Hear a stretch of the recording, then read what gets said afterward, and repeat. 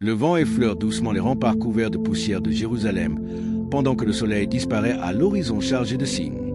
Un silence chargé d'attente enveloppe les ruelles du royaume de Juda, un petit État fragile pourtant empreint de fierté. Sous le règne de monarques qui se reposent davantage sur leur propre force que sur le Dieu qui les a élevés, le pays respire une prospérité apparente.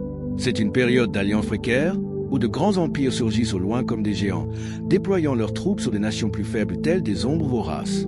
La Syrie, avec son fracas de fer et de flammes, terrorise le monde connu.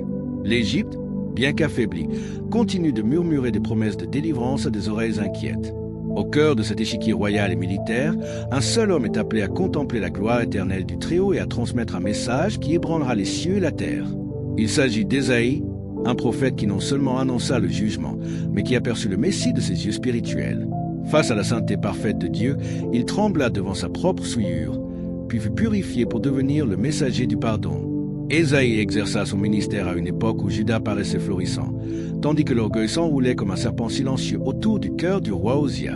Bientôt, Dieu humilia cette arrogance en frappant le roi de lèpre pour avoir osé usurper la fonction sacerdotale. Avec la mort d'Osia, un chapitre de stabilité illusoire se referma, ouvrant la voie à une crise nationale et spirituelle profonde. C'est dans ce climat tendu qu'Ésaïe fut ravi en vision, transporté au-delà du voile terrestre pour voir le Seigneur assis sur un trône majestueux, entouré de séraphins qui proclamaient d'une voix faisant vibrer les fondations du temple. Là, il comprit qu'aucun rite vide ni aucune alliance politique ne pouvait soutenir un peuple.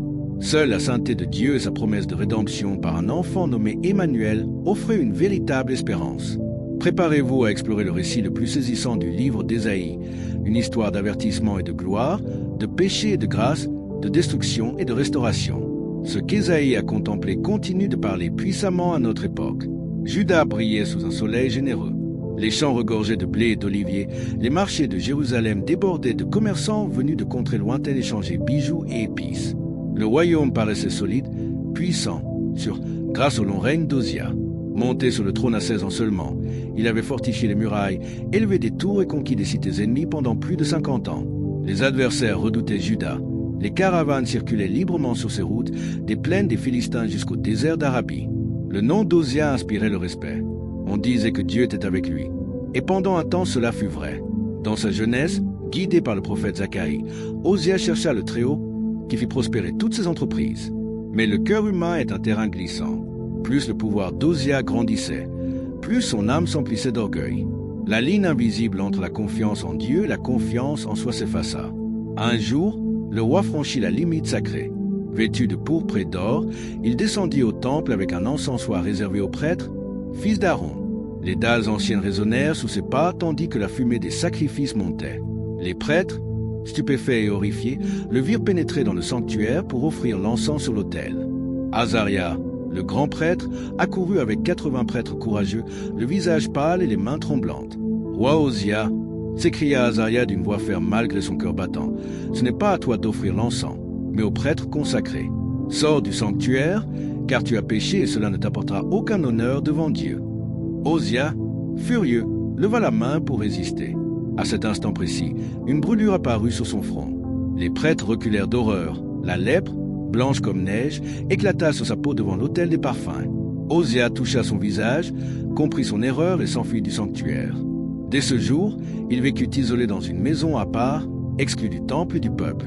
Son fils Jotam gouverna le palais et rendit la justice. Le roi qui avait agrandi Juda termina ses jours marqués par la lèpre, rappelle vivant qu'aucun pouvoir humain ne peut usurper la sainteté divine sans en payer le prix. Les murailles tenaient encore debout, le trésor restait plein, mais le cœur du peuple se vidait de sa vraie piété. La religion devint routine, les sacrifices une habitude, la justice se corrompit. Les pauvres étaient opprimés, les orphelins négligés, les veuves criaient sans défenseur. Juda prospérait en surface, mais se décomposait intérieurement.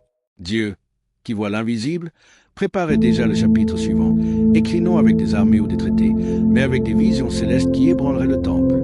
L'année de la mort d'Osia marqua le début d'une crise qui secoua Juda.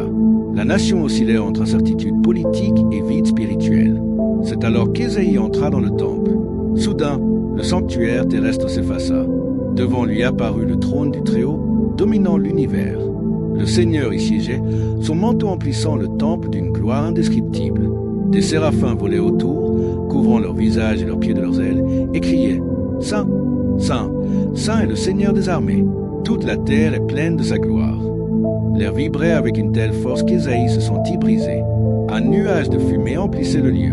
Face à cette pureté, il tomba face contre terre. « Malheur à moi, je suis perdu, car je suis un homme aux lèvres impures, vivant au milieu d'un peuple aux lèvres impures, et mes yeux ont vu le roi, le Seigneur des armées. » Un séraphin vola vers lui, tenant une braise ardente prise sur l'autel.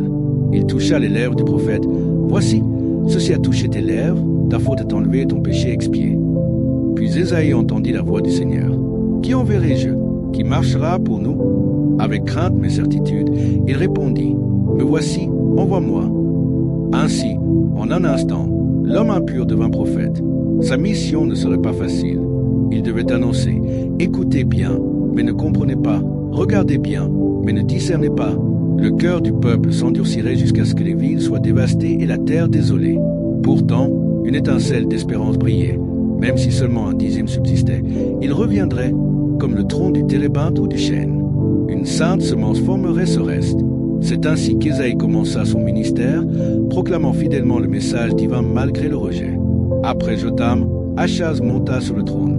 Ce jeune roi, loin de la foi de ses ancêtres, multiplia les idoles et alla jusqu'à sacrifier son fils. Au nord, Israël s'allia à la Syrie pour attaquer Juda. Achaz trembla. Dieu envoya Ésaïe à sa rencontre près de l'aqueduc, accompagné de son fils Shear-Jashub. Un reste reviendra. « Garde ton calme, ne crains pas ces deux bouts de tison fumant, déclara le prophète. Si vous ne croyez pas, vous ne subsisterez pas. » Achaz refusa de croire et chercha l'aide de la Syrie. Alors Ésaïe proclama pour toute la maison de David.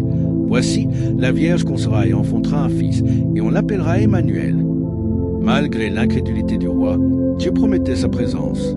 La prophétie visait bien au-delà de l'immédiat.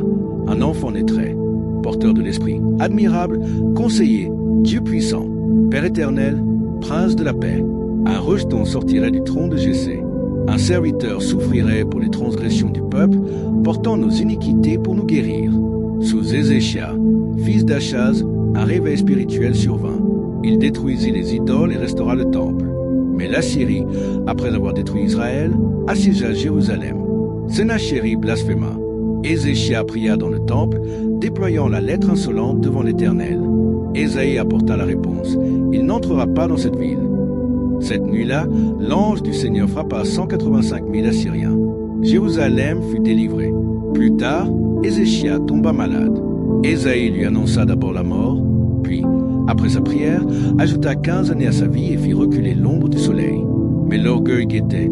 Le roi montra tous ses trésors aux envoyés de Babylone. Ésaïe annonça l'exil futur à Babylone. Ézéchia accepta humblement la parole. À travers jugement et grâce, Ésaïe continua de proclamer consolation et restauration. Il vit un enfant nous être né, sur l'épaule duquel reposerait le gouvernement. Il contempla le serviteur méprisé, blessé pour nos fautes. Il annonça des cieux nouveaux et une terre nouvelle, où Dieu habitera avec son peuple. Ésaïe mourut sans voir l'accomplissement de ses visions, selon la tradition si en deux. Pourtant sa voix traverse les siècles, menant à Jésus le Messie. Son nom même signifie « Le Seigneur salue ». Aujourd'hui encore, son message nous invite à placer notre confiance non dans les puissances humaines, mais dans le Dieu saint et miséricordieux, qui juge le péché tout en offrant le pardon par Emmanuel, Dieu avec nous. Que cette histoire éveille en nous crainte respectueuse et espérance ferme, et nous pousse à partager cette lumière avec